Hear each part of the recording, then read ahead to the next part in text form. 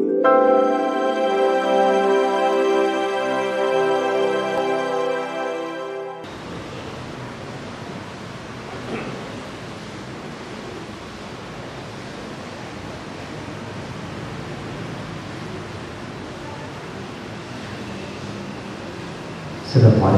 warahmatullahi wabarakatuh.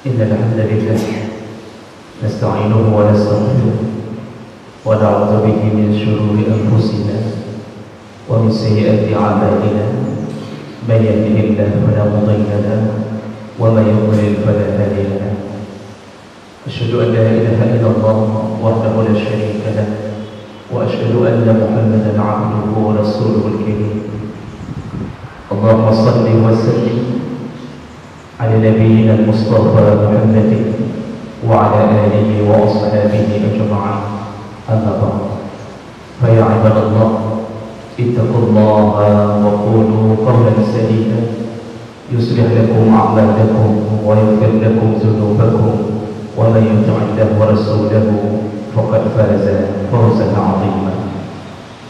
أعوذ بالله من الشيطان الرجيم بسم الله الرحمن الرحيم إنا عرضنا الأمانة على السماوات والأرض والجبال فأبين أن يحملنها وأشفقن منها وحملها الإنسان إنه كان ظلوما جهولا. Segala puji bagi Allah, kemudian salawat dan salam kepada Rasulullah, pada keluarga dan seluruh sahabat-sahabatnya. Ya Allah muliakan insyaAllah jemaah salat Jumat yang telah berhadir kerana Allah, dan mudah-mudahan Allah mengumpulkan kita kembali di dalam surga. Amin ya rabbal alamin. Jemaah Allah Subhanahu wa taala, dalam salah satu hadis riwayat Bukhari dari Abu Hurairah radhiyallahu anhu, Abu Hurairah menceritakan pada suatu hari ketika kami sedang duduk bersama Rasulullah sallallahu alaihi wasallam, jaa a'rabiyyun, datanglah seorang Arab Badui ke hadapan Nabi sallallahu alaihi wasallam. Lalu Arab Badui ini bertanya kepada Rasulullah, "Mata as-sa'ah?" Ya Rasulullah, kapan terjadi kiamat? Famadha al-kalam, Rasulullah meneruskan pembicaraannya dengan para sahabat. Dia tidak menoleh ke pertanyaan tadi dan juga tidak menjawab. Di antara sahabat ada yang mengira Rasulullah tidak suka dengan pertanyaan itu. Ada yang mengatakan Rasulullah sesungguhnya tidak mendengar pertanyaan itu. Dan ketika selesai Rasulullah bicara dengan sahabat-sahabatnya, lalu Rasulullah memalingkan wajah ke arah orang yang bertanya tadi sambil bertanya, "Aina arahu as-sa'il mata as-sa'ah?" Siapa tadi yang bertanya tentang kapan terjadinya kiamat? Lalu orang itu menjawab, "Ana ya Rasulullah, aku ya Rasulullah." Lalu Rasulullah berkata, "Idza duyi'atil amanah fantadhir as-sa'ah." Ketahuilah, kalau amanah sudah hilang, kalau amanah sudah diselewengkan, maka di saat itulah tunggu detik-detik akan terjadinya kiamat. Jemaah Allah Subhanahu wa taala, amanah adalah sesuatu yang dititipkan Allah kepada makhluk Bani Adam, dan Adam menerimanya. Allah ceritakan dalam surah Al-Ahzab ayat 72, "Inna 'aradna al-amanata 'ala as-samawati wal-ardi wal-jibal." Kami pernah menawarkan amanah kepada langit, kepada bumi, dan kepada gunung. Makhluk-makhluk Allah yang terkuat, langit, bumi, dan gunung, Allah tawarkan untuk memikul amanah dari Allah. Apa yang terjadi? Allah katakan, "Fa'abaina ayyahillah." Mereka semua tidak berani memikulnya. Mereka enggan memikulnya. Kenapa mereka tidak mau memikulnya? Bukan karena menolak perintah Allah, bukan karena tidak mau menerima sesuatu yang Allah berikan. Allah sebutkan alasannya, "Wa ashfaqna minha." Mereka takut mengkhianati amanah tersebut. Jadi mereka tidak bisa menerima, tidak mau menerima hanya karena perasaan takut mereka melawan Allah. Mereka takut kalau sudah diberikan amanah, mereka tidak mampu memikulnya. Wa hamalaha al-insan. Kemudian Allah mengatakan, lalu amanah itu kutawarkan pada manusia. Allah memakai kalimat insan bukan an-nas. Artinya bapa kita Adam alaihissalam yang ditawarkan oleh Allah untuk memikul amanah. Makanya riwayat Ibnu Abbas dalam semua tafsir ketika bicara tentang ayat ini, Ibnu Abbas menceritakan berdasarkan kalimah dari Nabi SAW, Rasulullah menceritakan dulu setelah amanah ditolak oleh langit, bumi dan gunung, lalu Allah berkata kepada Adam, wahai Adam, langit, bumi dan gunung telah menolak amanah, dan akan kutawarkan kepadamu wahai Adam, apakah engkau akan terima amanah ini? Lalu kemudian Adam bertanya, apa yang dimaksud dengan amanah itu ya Allah? Lalu Allah mengatakan, yaitu apabila engkau memerintahkan sesuatu lalu engkau melakukannya, maka engkau akan bahagia masuk ke dalam surga. Dan apabila aku melarang sesuatu lalu engkau tidak melakukannya, atau engkau kalau melarang sesuatu lalu engkau melakukannya, maka engkau berdosa dan engkau azab dalam neraka. Itulah amanah Allah, perintah dan larangan. Apa jawab Adam? Ku terima ya Allah. Begitu Adam menjawab terima, tidak lama kemudian Adam memakan buah dari pohon yang dilarang oleh Allah. Itulah amanah pertama yang dilanggar oleh Adam alaihissalam. Jawablah Allah di ujung ayat Allah katakan, innahu kana zaluman jahula. Sesungguhnya manusia benar-benar zalim, benar-benar bodoh. Apakah maksud Allah mengatakan kita bodoh semuanya? Tidak. Silakan rujuk ke tafsir. Yang Allah ingin katakan adalah sungguh bodoh, sungguh zalim kepada diri sendiri mereka-mereka yang telah diberikan amanah untuk melakukan perintah dan meninggalkan larangan, lalu mereka melanggar semua perintah Allah, lalu mereka melakukan semua larangan Allah. Sungguh bodoh mereka. Kenapa? Sudah tahu kalau melakukannya akan diazab oleh Allah di neraka, tapi mereka tetap memaksa diri untuk masuk neraka. Sungguh bodoh orang-orang yang melanggar amanah. Allah telah tawarkan surga bagi mereka yang melakukan amanah, tapi mereka menolaknya. Ini yang Allah maksud dengan kalimat zaluman jahula. Jadi bukan semua orang bodoh di sisi Allah. Yang paling bodoh yang Allah telah tawarkan surga, tapi mereka meminta neraka Allah. Jawab Allah. Uzaifah al-Yaman menceritakan, haddatsani Rasulullah sallallahu alaihi wasallam haditsain. Aku pernah diceritakan oleh Rasulullah dua kejadian. Wa ra'aitu ahaduhuma, dan aku telah melihat satu kejadian. Ada dua fenomena yang dikabarkan oleh Rasulullah. Yang satu telah aku alami, kata Uzaifah. Wa ana antadirul akhar, dan aku sedang menunggu fenomena yang kedua. Aku sedang menunggu peristiwa yang kedua. Yang pertama telah kulalui, yang kedua aku sedang menunggunya. Maksudnya kalau panjang umur. Apa yang pertama? Yaitu Rasulullah menyatakan bahwa annal amanah nazalat fi jazri qulubir rijal. Dulu pertama sekali hari-hari masa-masa Rasulullah hidup bersama Rasulullah, amanah Allah dititipkan ke dalam setiap hati orang-orang muslim. Setiap sanubari mereka punya amanah. Allah berikan hidayah terbesar di saat itu adalah amanah. Summa alimu minal Quran, summa alimu minas sunnah.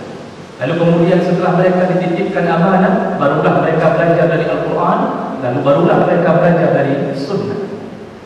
Jadi semua kehidupan Nabi sahabat, semuanya melakukan amanah sehebat mungkin. Maka yang terdengar dalam sejarah adalah Rasulullah dan sahabat tidak ditunggu oleh azan, tapi mereka lah yang menunggu azan. Mereka tidak ditunggu oleh salat, tapi mereka lah yang menunggu salat. Mereka mengejar-ngejar kapan bisa bersedekah. Mereka mengejar-ngejar waktu untuk bisa berzakat kepada Allah dan kepada orang-orang yang Allah tunjuk. Mereka mengejar-ngejar dan rindu mereka kepada Ramadan. Mereka melakukan puasa sunnah seakan-akan tidak ada hari lain untuk mereka melakukannya. Sungguh mereka bersama Allah, bersama Nabi. Sekecil-kecilnya perintah Allah mereka lakukan. Ketika Nabi salat, tiba-tiba sahabat melihat Nabi setelah salat Yang biasanya Nabi duduk diam sebentar berzikir, tapi kali itu Nabi SAW langsung melangkahkan kakinya ke belakang. Sahabat menunggu dan heran apa yang terjadi. Tidak lama Rasulullah balik, lalu sahabat mulai bertanya, ada apa denganmu ya Rasulullah? Kemudian Rasulullah mengatakan, selesai salat aku teringat ada sebongkah kecil emas yang masih tersisa di rumah salah satu istriku dan belum kubagikan. Maka aku segera menuju ke rumah itu untuk kubagikan emas tersebut. Begitu contoh Rasulullah SAW. Takutnya kalau harta sedetik lagi tidak terbagikan, takut duluan dijemput oleh maut. Di masa sahabat, Huzaifah telah melihat bagaimana Abu Bakar radhiyallahu anhu begitu sekerat daging masuk ke dalam kerongkongannya yang dia tidak tahu dari mana sekerat daging itu. Setelah dia bertanya kepada budaknya dari mana sekerat daging ini, dan kebetulan sudah keluar dimakan, dia lupa bertanya. Ketika dijawab oleh budaknya, dulu aku pernah menjadi dukun pura-pura di kaumku, lalu mereka memberikanku daging. Langsung Abu Bakar memasukkan jari telunjuknya ke dalam kerongkongannya untuk mengeluarkan daging tersebut, takutnya memakan yang haram. Sekerat daging sudah masuk, dikeluarkan kembali, dimuntahkan kembali, takutnya memakan yang haram. Karena Allah mengatakan yang halal halal, yang haram haram. Dulu di masa Huzaifah bersama Rasulullah SAW, dia dengan mata kepalanya melihat bagaimana Umar bin Khattab berjalan-jalan di tengah malam untuk mencari fakir miskin. Dia pinggul semua apa yang dia bawa di atas pundaknya. Bahkan budaknya Aslam meminta kepada Umar, wahai Umar, biarkan aku yang memikul gandum ini ya Umar. Kata Umar, engkau tidak akan sanggup memikul dosaku di hari kiamat.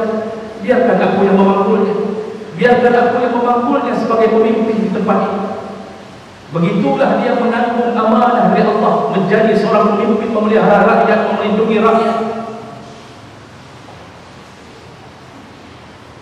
Semua melakukan amanah, semua takut dengan Allah. Itulah perkara yang kata Huzaifah, aku telah melaluinya. Tapi kemudian Rasulullah menyatakan ada masa wa anna al-amanah rus'ah. Nanti kata Huzaifah, yang sedang aku tunggu sebuah kejadian, yaitu ketika amanah diangkat oleh Allah. Hatta yanamu rajul ummatan tuqaddabu min qalbihi al-amanah hatta yadhillu atharuha kamithli al-waqti, kata Rasulullah. Sehingga nanti ada satu zaman ketika seseorang tidur, ketika dia bangun paginya, amanah telah dicabut dari hatinya, yang tertinggal hanya sebongkah titik kecil saja. Lalu Rasulullah menggelindingkan sebatu kerikil. Dia injak batu kerikil itu, sebesar inilah amanah tinggal di masa itu, kata Rasulullah. Hatta yusbihun nas yatabaya'un. Di saat itu, pada saat orang melakukan transaksi bermuamalah, la yakaduna yu'addul amanah, tidak didapatkan orang yang melakukan amanah kecuali hanya 1-2 orang saja. Sehingga kalau ada 1-2 orang tersebut yuqal, maka orang-orang akan berkata, inna fi bani fulan rajulun amin. Di dalam bani fulan, artinya ada seseorang yang disebutkan di situ, ada seorang laki-laki yang amanah. Kalau kita masuk ke pasar, kita hanya mempercayai satu penjual. Saking sulitnya mencari orang amanah, kita hanya mendapatkan 1 orang. Kalau dalam satu kantor kita hanya mendapatkan 1 orang, sehingga semua kita mengatakan, sungguh dalam kantor itu, dalam desa itu, dalam pasar itu, dalam bani bulan hanya ada 1 orang yang amanah. Sungguh amanah sekali, menunjukkan setiap orang pada saat itu sudah tidak amanah. Inilah zaman diangkat amanah. Inilah Allah Subhanahu wa ta'ala tidak dijadikan sebagai sumber untuk melakukan agama. Jemaah bahkan Allah Subhanahu wa ta'ala, lihatlah apa yang dikatakan Nabi. Zaman diangkat amanah, maka detik-detik kiamat akan segera terjadi. Makanya Rasulullah SAW berkata, tunggu datang zaman yang jujur dianggap pembohong, yang berbohong dianggap orang jujur, yang amanah dianggap pengkhianat, yang pengkhianat dianggap amanah. Lalu muncullah ruwaidah, kata Rasulullah, akan akan muncullah Ruwaidah. Sahabat bertanya, apa itu Ruwaidah ya Rasulullah? Kata Rasulullah, ar-rajul as-safih, seseorang yang bodoh ilmu agamanya, yatakaddam an amrin am, tapi dia bicara tentang urusan manusia yang banyak. Tidak ada ilmu, tidak ada agama, tapi menjadi orang yang didengarkan, menjadi orang yang menjadi idola. Kita hampir mendekat kiamat, jemaah Allah. Amanah telah hilang hari ini. Begitu susahnya mendapatkan orang amanah. Masya Allah, hari ini salat ditinggalkan. Bukan satu dua orang. Begitu banyak orang mendengarkan azan, tidak pernah melangkahkan kakinya menuju ke tempat azan tersebut. Begitu banyak hari-hari dilalui Senin, Kamis, Ayyamul Bid, tapi orang-orang mengisi perutnya, tidak berusaha untuk melakukan ketaatan kepada Allah. Hari-hari matahari terbit, tapi salat duha tidak ditegakkan. Orang tidak lagi berjamaah. Bahkan ada yang berjamaah pun pulang dari salatnya tetap tidak amanah. Makanya Rasulullah dari hadis Anas bin Malik radhiyallahu anhu qala, Rasulullah berkata, awwalu ma tafqiduna min dinikum, perkara yang pertama sekali dicabut dari agamamu adalah amanah, wa akhiruhu as-salat, yang terakhir adalah salat. Jadi orang masih tetap salat terus, tetapi pulang salat tidak amanah. Semua yang dilarang Allah dia lakukan. Yang jamaah terus, tapi pulang keluar dari masjid, yang riba dilanjutkan, yang jamaah lanjut, yang temu lanjut. Yang salat pun tidak amanah. Masya Allah, hari ini para pemimpin susah sekali mendapatkan yang amanah, yang memikirkan rakyatnya, menegakkan agamanya. Bahkan orang-orang yang bekerja di bawah instansi pemerintahan begitu banyaknya menghabiskan waktu-waktunya di depan game online judi, tapi kemudian mengambil gaji dengan sempurna. Yang gaji main judi kan? Begitu banyak yang duduk di kedai kopi tidak masuk kantor, lalu kemudian melakukan fingerprint pagi, lalu pergi ke tempat sesuatu, dia ambil gaji penuh, kerja tidak ada. Begitu banyak guru-guru yang hari ini mengejar sertifikasi, tapi kemudian tidak ikhlas mengajar. Begitu banyak dosen-dosen yang seharusnya 16 kali pertemuan dia masuk mengajarkan mahasiswanya, tapi 8 kali masuk tanda tangan 16 kali. Begitu banyak para penjual yang memberikan pon kosong kepada para pembeli untuk berkongkali-kong melakukan suatu maksiat bersama-sama. Subhanallah, amanah telah hilang. Tunggulah kiamat terjadi. Tunggulah. Makanya Rasulullah SAW mengingatkan kita, inilah zaman yang tidak sempat dilihat oleh Huzaifah al-Yamani, dan kitalah yang telah melihatnya begitu susahnya mencari orang-orang yang amanah. Maka jemaah berkata Allah Subhanahu wa taala, dengan waktu yang singkat ini, kembalikanlah semua hak Allah, kembalikanlah semua hak manusia. Yang belum membayar hutang dan tapi sudah punya uang, segera bayarkan. Yang belum melakukan haji tapi mampu menegakkan rumah sebesar apapun, mampu membeli kenderaan, seharusnya tanamkan dulu harga bainaha, baru kemudian silahkan membeli apa. Tapi haji tidak naik, tapi yang lain dia lakukan. Amanah telah hilang.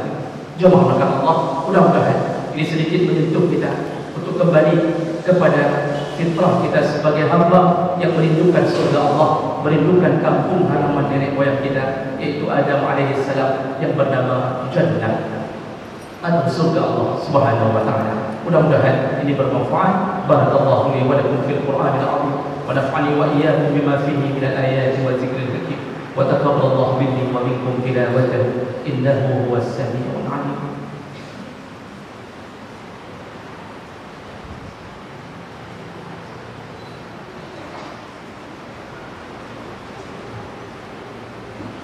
Alhamdulillah Rabbil Alamin, wa bihi nasta'in ala umuri dunya wad din.